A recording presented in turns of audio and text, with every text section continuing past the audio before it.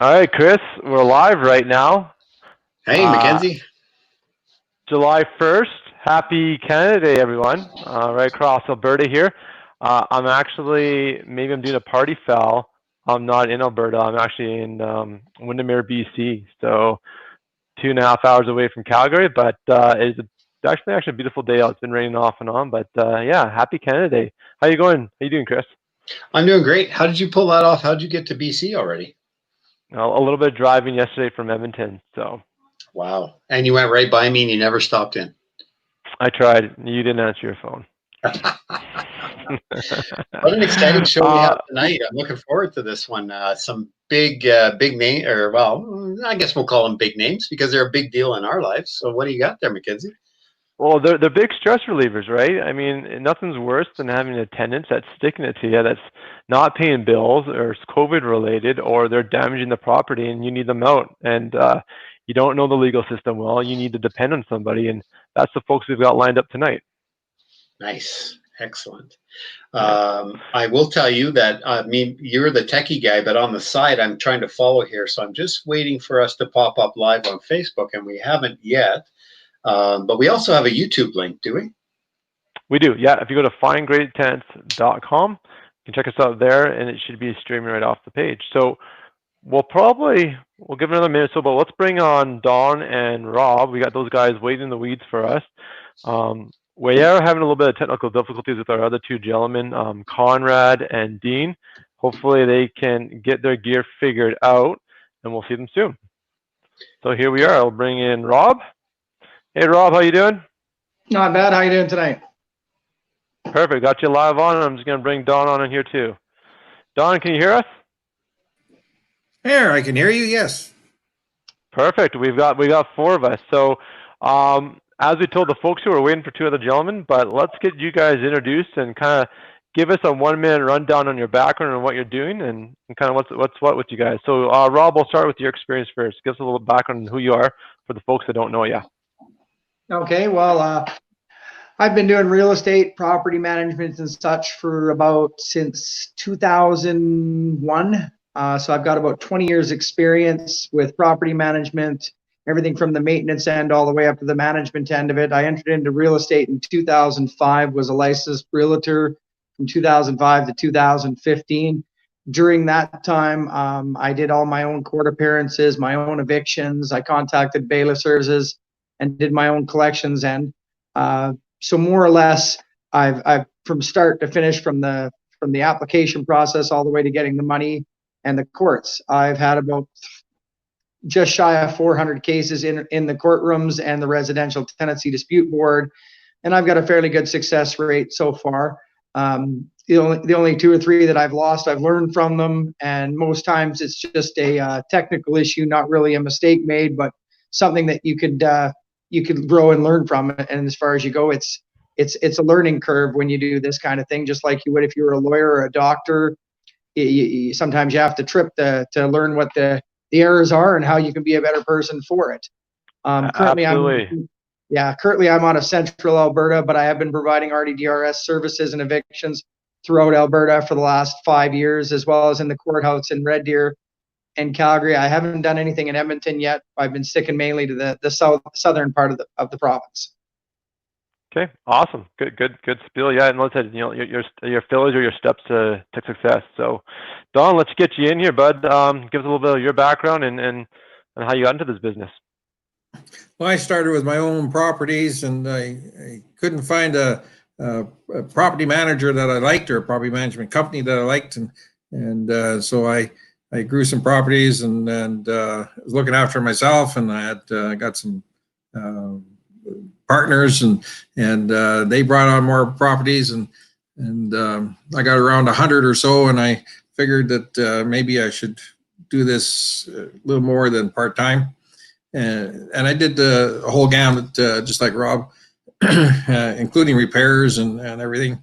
And then somebody told me that I needed to be licensed because I was doing some for some other people, and so I became licensed, and we grew that to about 500 units. I had mostly for other people, and then I got older and it got to be more than I wanted it to be, and a little couple little brush ups with Rika. And they're quite the people. But anyway, I decided to get out of that, and I started what I'm doing now, just evictions. I still have my own properties, and so that's kind of the gamut. My experience with that.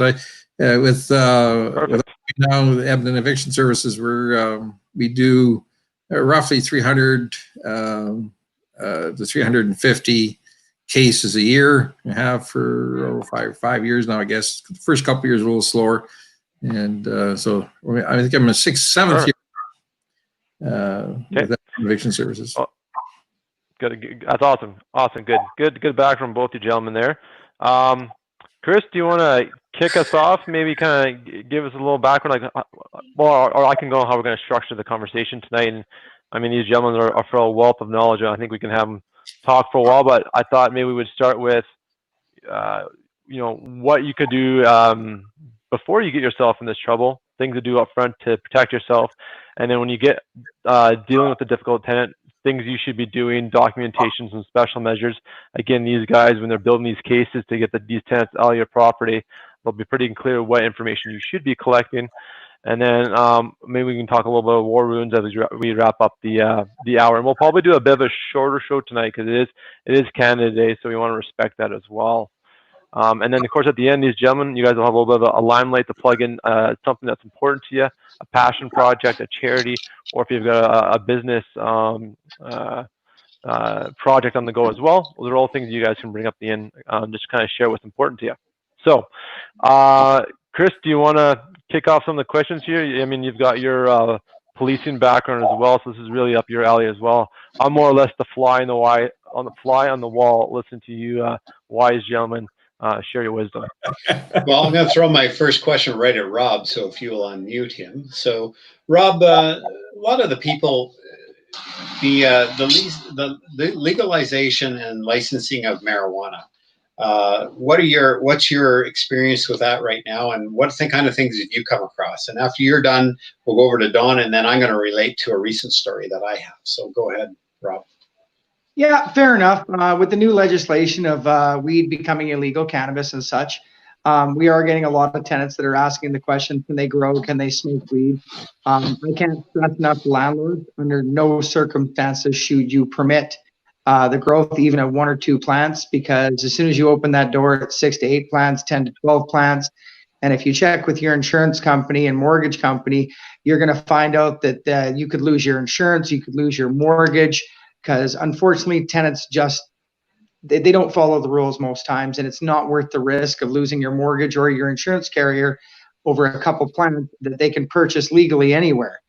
You also run into people that want to do medicinal marijuana, and it's almost to the point now where if somebody decided to grow 50 or 60 plants with a medical license, and maybe even up to 300 plants, they could destroy your home. You can get damages from the moisture, you can get damages from the smell, you can get bugs on these plants. It's just not a good thing. If somebody wants to grow marijuana, they need to get a commercial space, they need to get an industrial space. It's just not worth it. In the end, what I always do is I fall back on the same rule I've had on my leases from day one, 20 years. There's absolutely no smoking inside the suites, whether it be tobacco or cannabis. In a nutshell, I tell people to go for a walk, go outside on their deck, close the doors. It's just cut and dry, and that way you avoid any of the hassle. It's clear cut. You might allow one tenant, not the next in an apartment. And if you allow one, everybody's going to do it. So it's a really unsafe door. Oh, ball, yeah. Yeah, it's a nightmare if you open it up. As far as if you've got someone that starts doing it, you give them a stern written warning, saying this is a substantial breach. If it happens again, you're going to get a termination, and you make sure you list it as a substantial breach in your lease and a substantial breach in your warning. That way, if you do have to go down the road of an eviction, whether it be with the RDTRS or whether it be with the court system that are going to come back online shortly, you've got a paper trail to follow. So it's so important to be, and even the legislation in the province of Alberta states right in there, you need written consent to consume or to grow inside the suite. It's really straightforward. Yeah, it's right in there, absolutely. Don, let's throw something to you next year, and I'm going to come back to that, Rob. I got a few questions I want to follow up with, but Chris, do you want to take that same question, or is there a take for you, or do you think anything you want to add on there, Don? Sorry, go ahead. Or Chris, you can give him, yeah, if you want to give him a new question, because Rob was pretty detailed in his answer. Yeah, no, I'll just tell a quick story. If people go on to the Facebook on our page, you'll see where I posted a picture here just a few days ago. And my question was, do you know what's going on in your rental property? And it simply was, we are just helping a lady who lives in British Columbia out with her property because the current property manager is the current property manager just wasn't doing his thing. And when you go $3,000 behind in rent, you end up with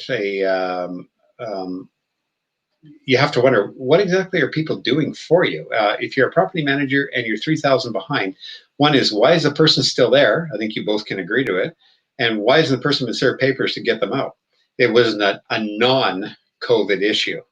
And so with that said, I went in there, we did a quick inspection. Our inspection was so quick, it was like, get in, get out, check it out. Is there any major things? But when we went into the basement, they had things set up in the basement. So the way it appeared all natural. And actually behind some things that they had set up was the next section of the basement. And behind that was a massive grow operation. So did they pull one over on us? You know what? I didn't go in looking or suspecting it. You know, I used to wear that other hat in the day, but at the same time, you know, we were doing the inspection to find out what was going on in the place to some degree, but hadn't gone in there thinking about that. So at the end of the day, when they finally moved out, we go and we found a whole massive setup where the lights were and everything else. The plants are gone. The place is cleaned out, and we're going like, holy crap. So the police were involved. The person had a license through Health Canada, and that license permitted him to be able to grow. However, he didn't tell him he was in a rental, which may have caused a problem. And now the police are involved. They're going to notify Health Canada, and his license will be suspended. So. Good to know. Don, let's get you in this conversation here. So I think Rob set the ground really well. Also, we don't want to allow smoking in the properties. I'm quite on page with that. What would be the best steps if someone's finding that someone's in breach of our lease, they're doing something wrong, like smoking the property? What's the best way to provide writing? How would you handle the situation? Smoking, when it comes to the courts, smoking is the most difficult one to get any really serious action on. Most of the time when I've had smoking, and then smoking being the major or the only reason we're there, we've gotten I guess we call a do not disturb or do not, disturb clause that says that, you know, they're not to smoke anymore there and they have to go outside or whatever. And then if they don't, there's more complaints, then you have to come back on what they call a day's notice and go at it again. Even with one I had one was in a high rise. I can't remember what floor, 12th or something. And as soon as you stepped off the elevator, the place just reeked of smoke. I think it was eight units on that floor. And we had letters from the other 7 units. Even with all that, the judge gave us a don't smoke anymore. He promised not to smoke and all that kind of stuff. And actually that one worked out, but I was disappointed. I fully expected that we would have an eviction, and rightfully, I think I still think we should have had one, even though it did work out. The guys, it was 4 years later, and he's still not smoking inside. So that's a good thing. But to effectively do it, we need to have lots of backup on that. Letters from neighbors and things. People are upset and don't like the smell. That's the big thing. And the only thing I would add to Rob's is that if there's an apartment, don't allow smoking on the balcony either. I've had complaints from people above getting the smoke going up and bothering them, especially if they got asthma or something. And so as far as it goes, I'd say no smoking anywhere on the property. MacKenzie, just to interrupt here. You got a couple guys. Is Conrad there? Okay. I do see Conrad. I'm just going to wait for Don to finish in. So let's get Conrad in this conversation. There we go. Conrad, can you hear us? Yeah, hi. Can you see us? Good. Wow. We sure can. There's TV there and some nice yellow shirts. Hi, gentlemen. Hi, guys. Got the IT figured out. That's good. Yeah, hi, Don. How you doing? And Robert, we're doing good. How are you? This is Simon, a buddy of mine. Hi, Simon. This is all my research. How you guys doing? Okay. Okay, go ahead. We're doing well. Oh, I'm glad you guys got the IT figured out. So, are you hearing us loud and clear? Yeah, everything's good. That's great. Excellent. Let's get you a quick introduction where we're kind of talking about smoking in units and how to deal with that. But Colin, maybe just kind of give us a little bit of your background, what you do. I know you're coming from the ticket fighting side, and just kind of gives people who don't know you a little bit of introduction of who you are. 20 years police experience in Ontario, 5 years running a very successful traffic office, 2 university degrees from Ontario, and a business owner as well. So I have, been, like many of you guys, a landlord since 1990. And we still own our property. Simon and I grew up together. He does a lot of my Ontario files. We're both sporting our traffic ticket shirts here today. So we're happy to be a part and understand what you guys are doing. Sorry we're late. We're coming from a barbecue. So a Canada Day barbecue. So sorry, man. Barbecue took precedence today. That's great. So Conrad, you're so just so we're clear, you have some properties down in Ontario. That's correct. You have any in Alberta yet at this point? Not right now, no. We'll see when we get back in July 9th. Great. Yeah. Certainly looking, but and to be the honest, market is not strong. Now I see you posted on here a traffic ticket specialist. I just want people to understand that yes, you are a traffic ticket specialist, and you absolutely you plug yourself here. But we want people to know that Conrad is far beyond the ticket specialist, wherein he is dealing with matters through the courts when it comes to civil and now with the Residential Tenancy Act. And I've had the opportunity of seeing Conrad in action, and I find Conrad to be a very well-spoken, articulate individual. And I'm excited to have you as part of the team here, Conrad. Thanks, Chris. I appreciate that. Yeah, so the name of the company is Traffic Ticket Specialist. However, we deal with, as Chris indicated, civil, impaired drivers, all motor vehicle related incidents, as well as we've just started getting into the landlord and tenant bureau. So I think, Don, we've met, never face to face, but we've spoken. So it's nice seeing your face, handsome young feller, right? So a lot of the same languages in the courts are used when you cross over into this field as well, right?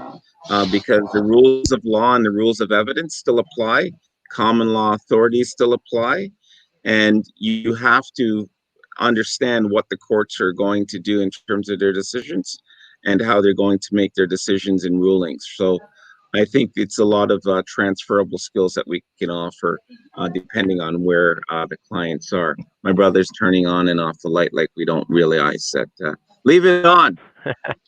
I thought maybe because you're in Ontario, so close to the border, maybe there was an issue with Trump right now. No. Just an issue with COVID. But no issue with the light. Just to go roundtable here a little bit, Conrad, up in your corner here, I'm sure you can see Rob Bowen up here. Bonin? Yeah, hi, Rob. Rob, yeah. Rob Bonin. Yeah, he'll be your counter associate down here in the Red Deer area. And of course, you know Don because I think you've had some files that have crossed over between the two of you. And then up in the other corner here is MacKenzie, who is my co-host, and we work this page together. So just formal introductions. Yeah. Is there anybody else on the page, or is this us? It'll be just us. We're supposed to be having one more. We're live right now, so. Yeah, and Dean couldn't make it. He just messaged me that he couldn't make it. Something happened with a family emergency, but we'll get him on another night. But Dean, just to put a little plug in for Dean, Dean does a lot of this, does the same thing that you do, and you're familiar with Dean and probably crossed paths with him, have you not? We've known each other for 4 years. Yeah. So Dean, Dean and I deal with a lot of files right across the province, right? So yeah, we know each other very well. Very good guy. Yeah, great. I don't know what. Well, let's get the theme back on what happened there. We just and yeah, let's get back on track here with some questions. Can you turn it off? Yeah, because it's shutting on and shutting off. You just turn it off. Yeah, we're there. Okay, I just threw a mute up there. All right, guys, let's just focus on. So let's say we're dealing with some professional tenants, and folks, if you got questions, drop them in the chat. Dealing with difficult tenants and this kind of stuff. We'll just talk about the mitigation side. What would be good information to collect up front that would make your guys' job easier fighting a case through either the courts or RD or RTD or man, I'm messing up the acronym, but. RTDRS, exactly. Thank you, Conrad. We just got you back on the show. How about you start with us? What would be some good information to have up front if you had to go and deal with some tenants, tracking down tenants, or anything like that? So tell me, the question is, how do you handle difficult tenants or professional tenants? Is that the question? Give me a scenario, maybe. No, it's not a scenario. So I'm saying, so if I need to collect information up front let's say the example is, we'll do a scenario. A tenant doesn't pay and they skip out of town and you guys need to go do a judgment and collect against them. What would be good information to collect up front? What should these landlords be asking that would make your job easier tracking down that tenant? Okay, so the best ways to track somebody are if you have a social insurance number, banking information. Okay, social insurance numbers, they can't really change, right? Banking information in terms of checking or anything to do with the motor vehicle. So for example, okay, I'll give you guys a scenario. If I have a tenant and the tenant skips and I happen to know his license plate number or I had his VIN number, I can run a check here in Ontario off of his VIN. It's called a UVIP, Used Vehicle Information Package. From that UVIP, I can actually get all of the details related to that vehicle and that tenant in terms of how much he actually owes on his car. And if he goes to another province, that UVIP package can tell me his new address. You guys don't have that in Alberta, but we can do that here in Ontario, right? So it's called a UVIP package. It's $20. And you do that with, okay, good to know. Can I do that with an Alberta vehicle? Yeah. Is that the question? Yeah, I probably could.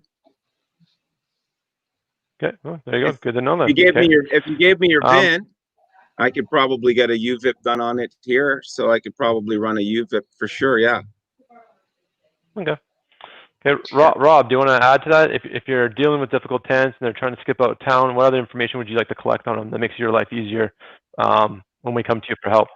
Well, my application process is pretty thorough. I ask for a lot of the same information. I usually don't get the serial number, but the minute the tenant is a little late or they're becoming difficult to deal with, it takes nothing. Like the guy said from Ontario, I just walk up, grab my camera, and over top of the serial number on the hood of the car, as soon as I give an eviction, I see a car out there, I'm taking a picture of the serial number to collect the information down the road. I get family information, like the nearest relative, find out where they're from. I usually ask for the first thing when I get a damage deposit, I ask for a check. And a lot of people are, well, I don't have a checking account. And I said, well, you can get a check, one check from your bank issued from your account. And that tells me who they're banking with and their bank account information. So after you get a judgment, it's pretty easy to track down their banks. But it's just most people come in, they fill out an application, and the first thing they say is, oh, well, what do you need for a deposit? Well, I'm going to need a check. Well, from where? From your account. And it doesn't take much for them to go to their bank and they can get a fabricated check from their bank, like just I don't know what it's called, I'm not a banker, and it's got the bank account, it's got the bank name on it, and I make sure I tell them before I even can process their lease, the check has to clear. So like the guy said from Ontario, it's the more information you have, the better. And at all times, you have to stay diligent, because once you give that eviction notice or they fall behind a couple weeks in rent, they could be skipping at any moment. So the more information you have, the better. Yeah, for sure. Yeah, no, that check you're talking about, they just print off one on the spot and they'll put your account information right on it. It's Exactly. pretty simple to do. So I mean, it's a good thing that I can find out what exactly they refer to it as. you bet. Okay, Don, how about you, Ty? Is there any other information that you'd like to see that makes the job a bit easier if you're dealing with difficult tenants? Well, certainly, besides what's said so far, I like to try and get a birth date, and I mean, you don't always get the social insurance number, but birth date, that's all on the application form. So the more detailed the application form, the better. Add to that, I look for pictures of if there's damages or if they're keeping dirty place or whatever. Emails, text messages, any of that sort of thing. Talk to your neighbors. That's always been a good one for me in my own property. I get to know the neighbors, and they're my eyes and ears, because they're right there. And sometimes you get some calls that you wish you didn't get, but they're maybe being a little too picky. But certainly, I love it. Absolutely. I got one of them too. And letters from the neighbors as well, especially being affected with noise parties or that sort of stuff. And we just had a CAT scan. That's what we had here. And any of those kind of things, those are usable. And keep a time frame. If something's happened, it's good to jot it down. I do that with my own in notes. John Doe called me, and it sounded fishy because of this or whatever the situation is. Make a little note of it, and sometimes it doesn't mean anything then, but down the road, things come together, and that can help as well. And that can help find put pieces together that you wouldn't normally have information. Perfect. Any of that stuff, we can make things work. Yeah. All right. I'm going to try keeping the answers here tight so we kind of keep moving and get everyone participating equally. Ada Roberts threw up on the comments, and she made a really good point. Most of your online banking apps can print off a void check as well, so your tenant doesn't even need to go down to the bank. Or in fact, they could do a print screen and text it to you. So that's something that can be done on the spot. Rob, I see you're eager. You want to tag on a comment here? Yeah, anybody that's doing an application process, the number one thing that I like to do that's a little unorthodox, but it can give you a lot of information, is check their social media. See if you've even got the right person, a face to it.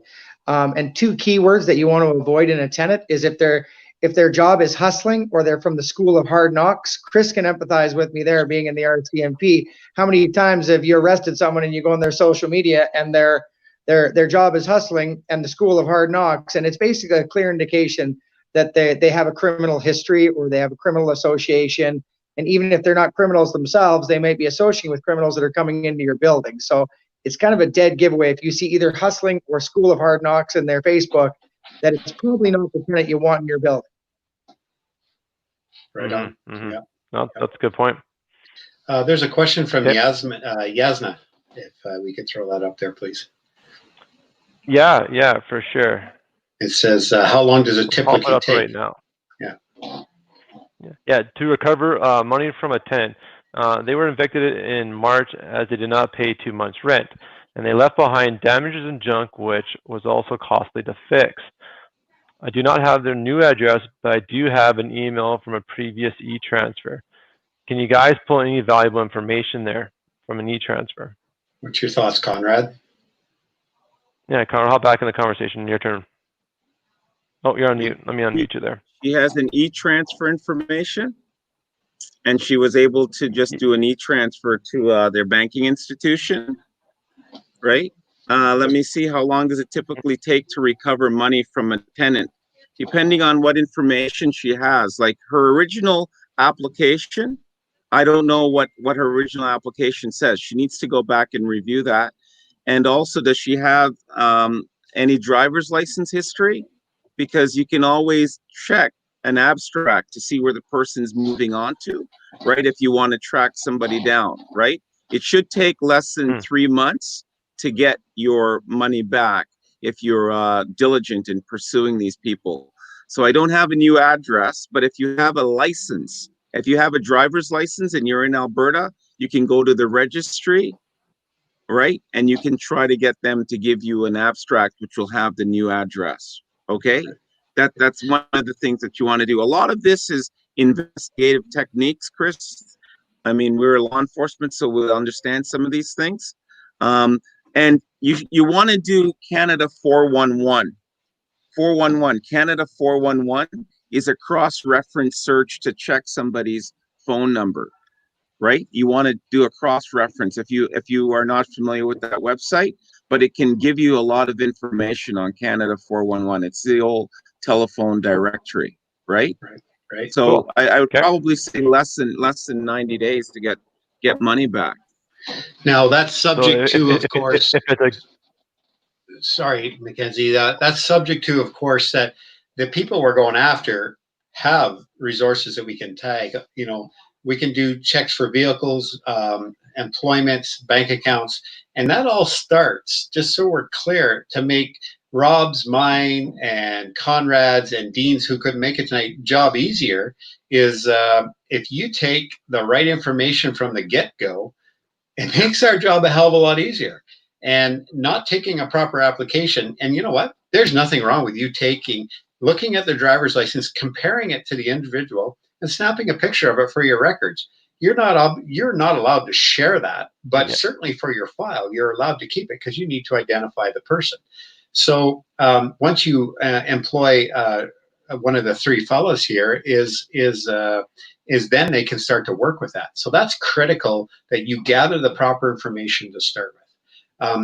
Just a quick change here. I'd like everybody to know that Conrad's discussed Ontario quite a bit, but Conrad is out of Edmonton. He is not out of Ontario. And in our conversation we've had here tonight, Conrad, I just wanted to clarify that you operate out of Edmonton. So I operate out of Edmonton. I'm calling through this media through Ontario. I'm here on July 1st to hear the fireworks going off.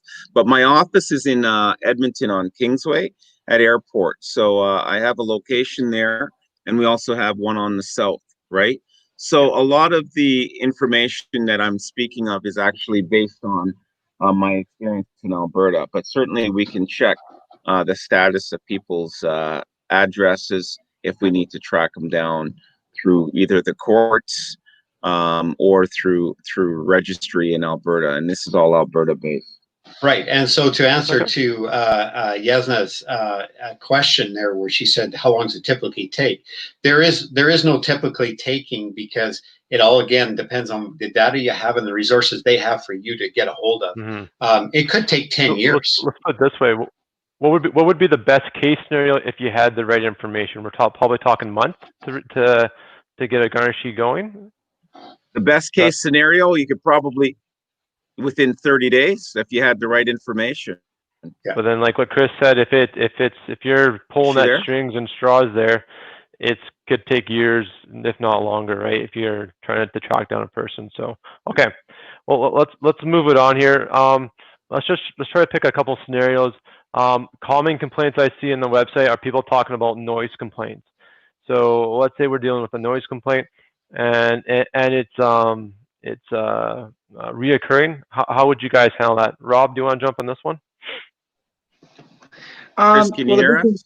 Yeah, the big thing is researching your municipality, because every municipality has their own certain guidelines. I mean, Red Deer here, they have this, can't remember what it's called. It's a 24/7, it's a Public Nuisance Act. So there is no time restriction. I mean, people come from Ontario, Quebec, BC, and they think that there's a time restriction on when they can make noise. Here in Red Deer, it's very specific. If the Public Nuisance Act started out as 1 page for Red Deer and it ended up being 18 pages. And when it comes to noise, if there's any level of noise that disturbs the peace and tranquility of your neighbor, whether it be the people across the street, the people in the building, the RCMP can come out and take action on it. Sometimes the RCMP don't like enforcing it, but what I do is I like arming the tenant. So if I have a tenant on a floor and they're concerned about the noise level, the RCMP have more teeth. I ask them to politely remind the officers when they come on site about the Public Nuisance Act. And usually all it takes is 1 warning. And if they have to come back, it's a $500 fine for each person that's over the 18 in the suite. And that usually prevents people from coming back to that same place to party, because nobody likes a $500 fine. But I was always encouraged each individual landowner, find out what the regulations are in your area and make your tenants aware of it when they're signing a lease. Correct. Perfect. Documentation getting on. Don, you got anything to add on that? Document does and get complaints from the other neighbors. Document everything. If you got if police do come in, get a file number, dates and times, all that sort of stuff helps when you're explaining it to a judge. Perfect. MacKenzie, I like that, and probably the big takeaway. Well, I'll finish that. The big takeaway from the points that Rob and Conrad and Don have all brought up is there's different data sources, documentation from neighbors, if you have a police file, those different sources of information build an overall picture that is very telling of the situation. And I think that's where the value is there. Go ahead, Chris. Yeah, so I'm going to say here, one thing, and I think all 3 of you will agree to me, is let's say now the scenario is a midnight move and your place is a wreck. You think, oh my God, the first thing you look at is, what a mess, how do I clean this up? You have to look at that in a positive attitude, and you're going, okay, Chris, did you just say positive? My place is wrecked. The garbage that's left is your opportunity. You see, Rob's already nodding, and so is Don, and so is Conrad. It's all goes back to investigation. The garbage that's left is your opportunity to dig into their present. If there is so much stuff there, you can find bank records quite often. You can find employment records. You can find old mail, maybe, right? Anything, and they can help you find them. Maybe you'll find little notes as to where they're going to and who they're talking to. You never know. Never discount. Yeah, I would never think that, Chris. I would never think that. Like, I'd go on and be like, this is disgusting.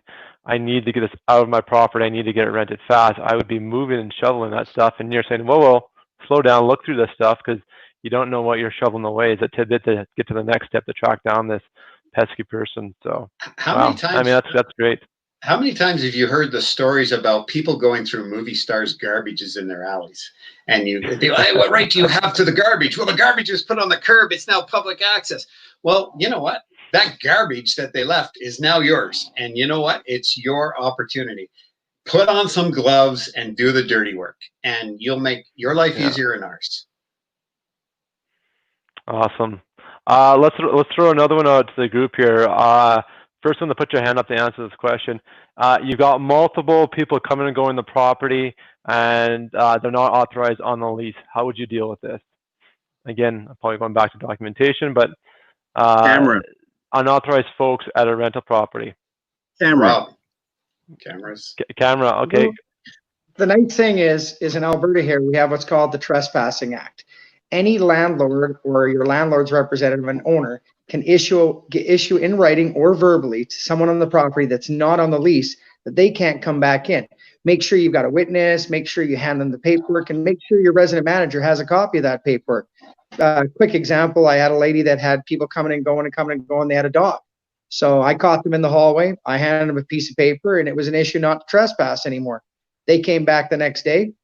I called the RCMP. Not only did they get $250 fine each, they got escorted off the property, and their dog got taken by bylaws because it was aggressive. So it was the last time I ever saw those people. I mean, again, know your rules and guidelines in each municipality and keep them handy. And if you don't know them, learn them. Or ask questions on our Facebook group, and Rob will jump right in for you. But yeah, perfect. Conrad, you said a camera. So do you want to elaborate on how you would do that? Like, what do you mean? You're gonna So sit in the car and post out? you are allowed to put a camera outward facing on your own property, like a doorbell camera. So you can actually watch everything like I'm doing from my phone, right on the properties that I have. You install a camera. As long as it does not face the interior of the property, the law in Alberta, in Ontario, and most provinces allows you to have that because you can protect your property. So if you have a camera, you download the app, you can see who's coming, who's going, and you can let your tenants know. I just use this probably in March that I'm going to be taking back possession of a property in Ontario, one of several that I have. The tenant was not happy with it. She said it was an invasion of her privacy. I shared with her that her privacy starts when she enters the house, not on the outside of the house. For my own personal safety, I like to know what's happening in the neighborhood. So I put in a camera. She said, "Hey, I want to move." I said, "Okay, that's fine. We'll break the lease agreement and you can go on your way." And I took possession of the property and found somebody else within 10 days because there's a high need for demand, right? And the other person had no problem with the property having a camera. So a camera is probably one of the best tools as long as it's not inside of the interior. But you can put a camera on the outside. Yeah. It's a doorbell camera. Yeah. Interesting. I'll just add to that. Sorry, Don, we'll get to you next, but I want to just add to that. Exactly what Conrad's saying is that I had an acquaintance that had the landlord put cameras inside the house to watch a particular room that was locked that the tenant was not allowed access to. And anytime they went towards that area, they could see, or in that area, the landlord could see someone was accessing it, which is totally illegal and not cool. It's inside the house, exactly what Conrad's saying. So the person would unplug it. Within minutes of unplugging it, the phone was ringing and say, "You unplugged my camera." So you can't do that. Yeah. Don, over to you. Yeah, I just wanted to add, I had a case this last winter where it was a 6-suite unit, and they had a camera on the outside, and there was a particular unit that was getting people coming continually at all hours, and the camera had the date stamp on as well. We had about 30 pictures showing in a 24-hour period of 30 different people coming and going, and we got that. Actually, didn't even make the court. The people just moved out because you got to show them the evidence as well, so they knew they were cooked. Yeah. Do you want to throw that comment in from Nathan there, Chris? We'll pop it up here. Yeah, Nathan, I know is watching, and Nathan, if you can just add a little more to that, because there's 2 comments there from Nathan. If you want to put them up, I can do one at a time. So you got to pick. Here's the first one. It says he's got the RCMP in certain areas of declaring that the apartment is the tenant's private property, and anyone in there cannot be removed by the RCMP.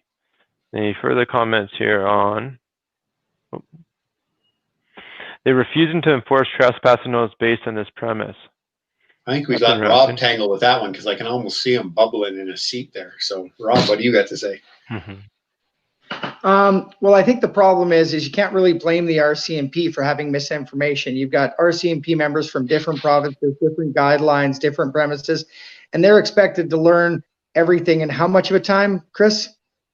Well, you got 6 months in training, and then after that, it's by the seat of your pants in the field.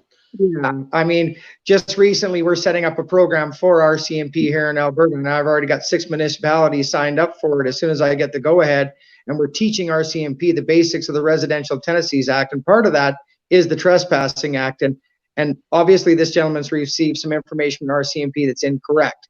A landowner, as long as the person is not listed on that lease, can issue a no trespassing. I mean, if they're on the lease, it's a little tougher. But if you've got Joe Blow visiting you and he's not on that lease, you can issue a no trespassing order. And if they're inside the apartment, they will be escorted to the apartment. Again, you just need to be armed with the right material to address it with RCMP. And if you're not making any headway with a specific one, You go over his head to a corporal, a watch commander, even a superintendent if you have to. You keep going until you get the person that's willing to listen to you to take a look at the legislation. I've had my fair run-ins with RCMP that are, how do I say, misinformed. And yeah, they get a little defensive when you tell them that they're wrong, but eventually if you keep pressing it with someone above them and you say you still want to be able to educate them and have the legislation on hand, they'll come around. They all do eventually. They just, it's like anything else. They need the education in that particular area. Right, right. Okay. Chris, what's the next one here? We want to take it on. You know what? I'm not sure if everybody's kind of comfortable. We're getting to the 45-minute mark and we're on this whole Canada Day thing. But if we got a couple more questions, it's up to you three gentlemen. If you want to stay a bit longer, we can certainly entertain some more questions and some more scenarios. So if someone's going to, I got a question here because I've never engaged. I've never had to go down this path. But if I was going to engage you guys, what would you guys want? Like, what's on the first email if I'm going to fire off to you? Ideally, I think more information is better. What's typically some key information that is commonly missed, or how should I be position my, I guess, case or problem to you guys, and what information should I be sharing in that email with you guys? If you're collecting information to start on a case with somebody, what do you guys usually find that's missing, or what's a good short list to make sure we're providing enough information to get started off on the right foot? Someone go first. Doesn't matter. Don. Conrad. We'll throw up Don. Don, I haven't had you go first yet. Oh, okay, thanks. Certainly the one of the things that we're always fight for is with landlords is a tenant ledger. Certainly not everybody is arithmetically inclined, but mathematically inclined. But certainly knowing when what payments were made and what days is very helpful. The judges always like to see a tenant ledger, so they know if that part's been working right. And certainly, if you can prove that they've been paying late, it's equally as bad as no payment at all. That's probably the number one thing that we fight for with most landlords, especially when you only have one or two houses. They just put the money in the bank and away they go. It's not a business, or they're not treating it as a business as they should. And certainly other items are keeping copies of any 14-day notices and that sort of stuff that you may have issued. Those things are very handy as well. So those are the two top items that I'm always looking for. Okay. Over to Conrad. Good summary. Conrad, how about you add on to that? What's other good information to be collecting? So one of the first things I'd like to see when we begin a case is the original application. We want to take a look at the original application and the original lease agreement, because I need to go through your lease to understand what was your contract between yourself and that tenant. And I also want any supporting documents, i.e. driver's license, social number, bank account information, because it's a new investigation, right? So we want to see that you have met your due diligence in terms of when you set up your original pre-inspection reports and things like that.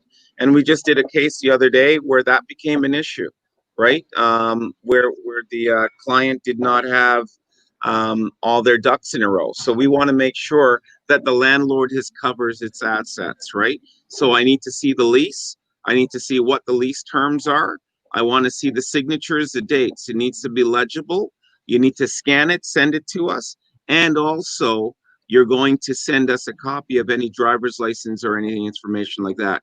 When we get that information, the first thing that we do, that we don't tell you that we do, is we actually check to see if there's a criminal file before the courts. So sometimes people leave because they're in custody. So we check with the courts to see if this person has a pending criminal charge, right? And then we'll determine where we're going based on what's happening, because sometimes people happen to be in custody, unable to respond or deal with things, right? So you always want to go back to the original start of your relationship. And the first thing we look at is, let me see your lease and let me see what documents you have. And that starts the ball rolling, okay? That's a great foundation. Rob, what do you like to see when you start with someone? What's the key information you like to collect? Well, I think the first thing people say to me is, what do you need? And my response is everything you have, everything from your first communication right to your last communication. And I say, before you bring it to me, I want you to, if you don't have it, get a timeline of events. And I always encourage people when they're renting to start a new file with a new name, with the application on one side and a blank sheet with lined paper on the other. And that says, did the move in on this date at this time? And if there was something that made you feel uneasy, put your personal comments in there. And then if you had a complaint, maybe you've got a high maintenance tenant that's complaining about everything under the sun, or you've got certain things getting broken, or reports from neighbors. That timeline is so invaluable when it comes to the courts and the RDTRS. If you've got things with a timeline and your evidence all lined up and your applications right up to the point where a threat was made, you can tell by looking in the judge's eyes that you've got this case in the bag. I mean, having as much as possible. I tell people, just bring me everything you got. I don't care if it's emails or texts. I may not need it, but bring it all.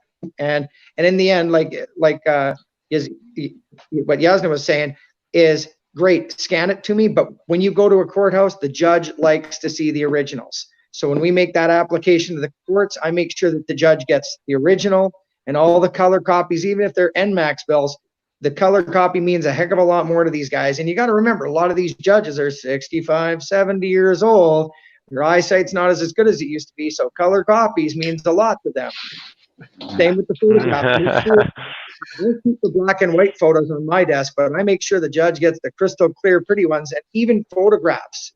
If you've got the original photographs, because it's always nice to put them on a piece of paper, you can stick 4 photographs on one, but have them handy. So when that judge says, well, I can't quite see this, or the tenant says, well, maybe that was modified, you've got that nice little package of photos. Say, well, would you like to see the originals, Your Honor? And I'm telling you, you do that for a judge, and you don't have to lead the horse to water. He's running for it. Chris, you're wiggling the finger. What do you want to add to this? Oh, I can't, the whole thing is, I'm sitting back thinking, how many people are going to be watching this later? We got 11 viewers right now, but when they're sitting back watching this, well, yeah, I went to the court and the judge wouldn't do this and the judge wouldn't do that. The point of what we're trying to make here is we're telling you how to start this off, and it's going to lead into how this is going to end. If your relationship's going sideways in the end, your beginning will dictate how this will conclude for you. If you think that one of the 4 of us here can throw this together and wave a magic wand, you're dreaming. It's all going to be based on how you, as a business owner, conduct your business. And if you're afraid and you can't present or articulate properly in court, one of the 3 or 4 people here can.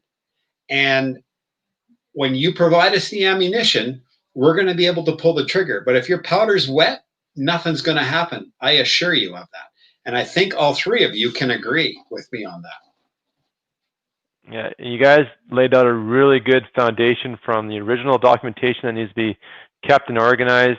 Rob, you put a good point together about putting a timeline together. That's something actually I've never done. So now I'm like, just kind of gears are turning in my head how I can reposition some of my paperwork. But it's really all what you guys are asking for is plan for the worst, but we all hope for the best. So you want to do all your documentation up front, emails, all that kind of stuff. I back up text off my phone about once a month because that seems to be a much more common communication method now as opposed to email and telephone calls. But like you guys said, have this stuff lined up. We're at the end of the hour here, so let's take a quick roundtable. I want to thank everyone spending their time tonight. We had Conrad, Rob, and Don. Thank you guys for coming out. I'm going to each give you guys a bit of a plug here. If you've got a passion project, a business venture, or a charity, something that's just super important to you, share about what's important to you right now. We'll each give you guys a minute, and we'll go from there. So, Conrad, let's start with you, bud. What do you got going on your plate? What's important for you at charity? So one of the charities that we have been supporting is the Edmonton Food Bank. And we really encourage us who are business owners and also property owners. We're in a very, very nice position. And it's nice to give back. And it's very important if we can. I would encourage those of you that can. It's rewarding to give back to those in society that are struggling during the COVID-19. Our office continues to support our Edmonton Food Bank, and I would encourage you, if you can, make a donation there. Thank you so much for being a part of the forum. Simon and myself are always there for you. Our email, as you guys will probably share, is admin@ttsa.ca. So we look forward to helping you with clients in the future. Nice. Okay, great. Thank you, Conrad. And you can throw it in the comments as well. We can get your email there as well. I'll make sure after the show to have it plugged in for you guys in case people need to reach out to you. I will go clockwise. We'll finish with Don. Rob, you're next.